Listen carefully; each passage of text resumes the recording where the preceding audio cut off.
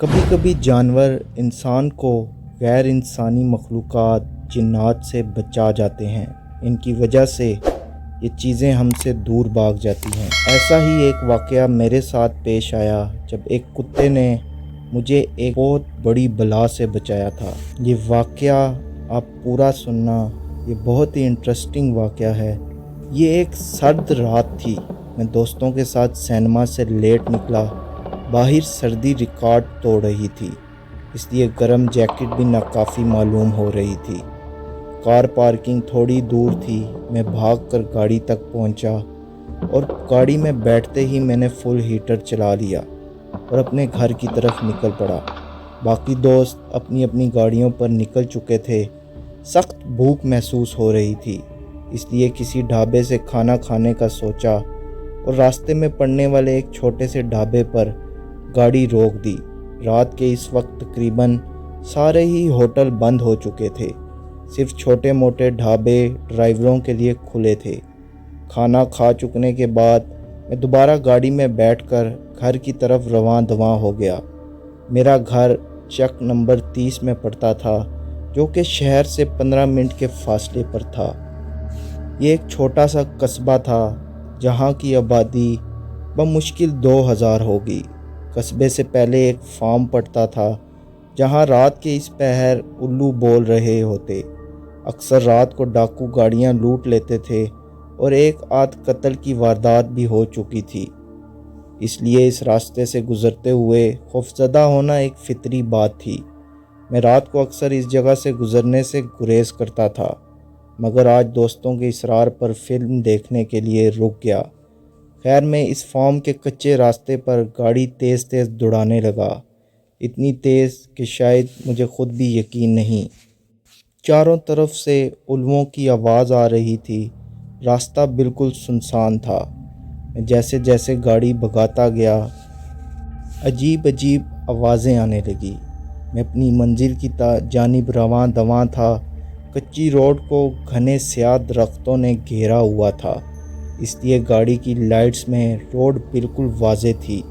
یہ road form والوں نے اپنے لیے بنائی تھی، مگر گاؤں والے بھی اس کو شارٹ کٹ کے طور پر استعمال کرتے تھے، کیونکہ دوسرا راستہ اتنا لمبا تھا کہ اس راستے پر 2 گھنٹے فضول میں خرچ ہو جاتے تھے۔ خیر، میں اپنی سوچ میں چلا جا رہا تھا کہ جلدی سے اس فارم کو کراس کر کے اپنے قصبے کی حدود میں داخل ہو جاؤں۔ ایکسیلیٹر پر پاؤں کا دباؤ بڑھتا ہی چلا گیا۔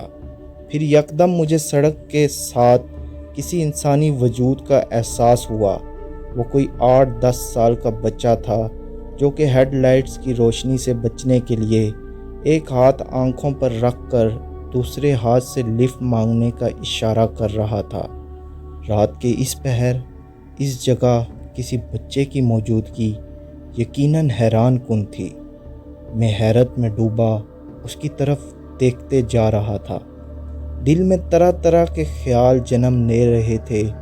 ہو سکتا ہے یہ کسی ڈاکوؤں کے گروپ کا ممبر ہو جو ایسے ڈرامہ کر کے مجھے روکنا چاہ رہا ہو، کیونکہ اکثر ڈاکو گاڑیوں کو لوٹنے کے لیے اسی طرح کے ڈرامے کرتے ہیں۔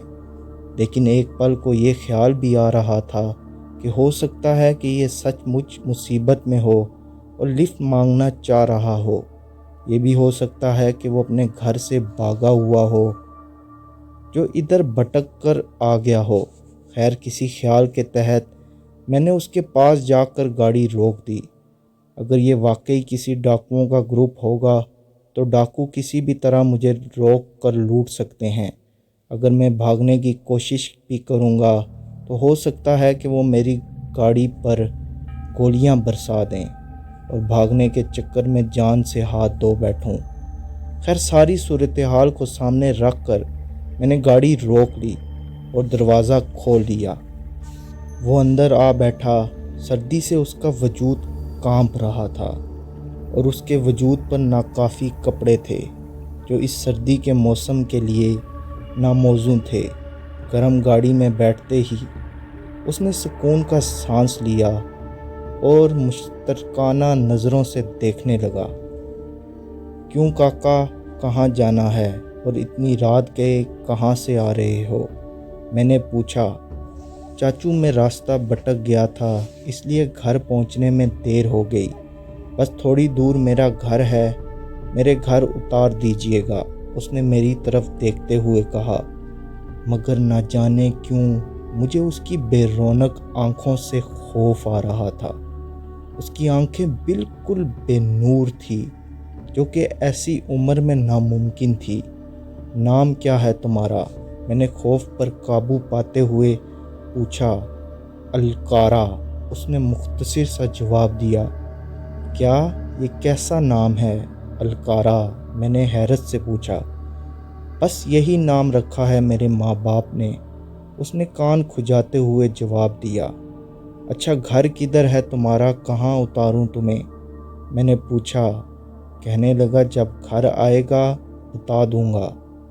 फॉर्म ख़त्म हो रहा था और आगे कपास के खेत थे, जहाँ से 4-5 मिनट बाद कस्बे का कुआं पड़ता था। उस कुएं के आगे एक ट्यूबवेल था और ट्यूबवेल से 10 मिनट आगे कस्बे की हदूद शुरू हो जाती थी। कुएं तक पहुंचने में बमुश्किल 4 मिनट लगे। बस चाचू इधर रोके, मेरा घर आ गया। अचानक से वो चिल्लाया तो मैंने हैरत से गाड़ी रोक दी, क्योंकि इस जगह किसी का घर तो दूर कोई कटिया भी नज़र नहीं आ रही थी। यहाँ से गुज़रना मेरा मामूल था और इस जगह कपास के खेतों के साथ कुएं के इर्द गिर्द बरगद के बड़े बड़े पेड़ों के अलावा कुछ भी नहीं था। ये बरगद के पेड़ सदियों से यूं ही खड़े थे। किधर है आपका घर? मैंने पूछा।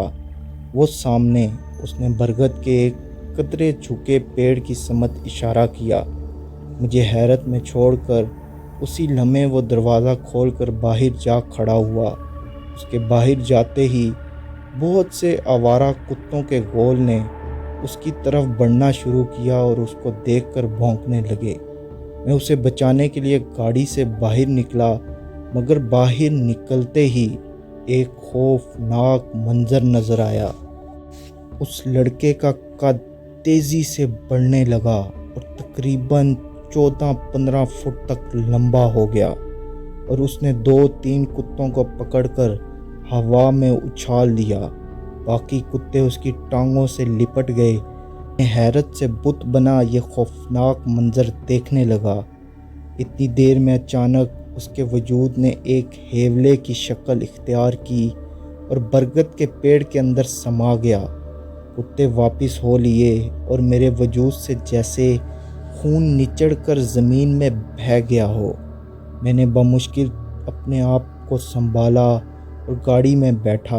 गाड़ी में बैठने और घर पहुंचने तक का सफ़र मेरे लिए नाकाबिले बयां था। तेज़ रफ्तारी से रास्ते में कई जगह गाड़ी का एक्सीडेंट होते होते बचा। मैं जैसे ही घर पहुंचा, सांस में सांस आई। कमरों के दरवाजे बंद करके मैं बिस्तर में घुस गया और कंबल सर तक ओढ़ लिया। मैं ज़िंदा बच गया था एक जिन के हाथों। अगर वो कुत्ते ना आते तो पता नहीं वो जिन्नात का सपूत मेरा क्या हशर करता। बस वो दिन और आज का दिन, मैं रात तो रात, दिन को भी उस जगह से नहीं गुज़रा और रात के सफ़र से हमेशा के लिए तौबा कर ली।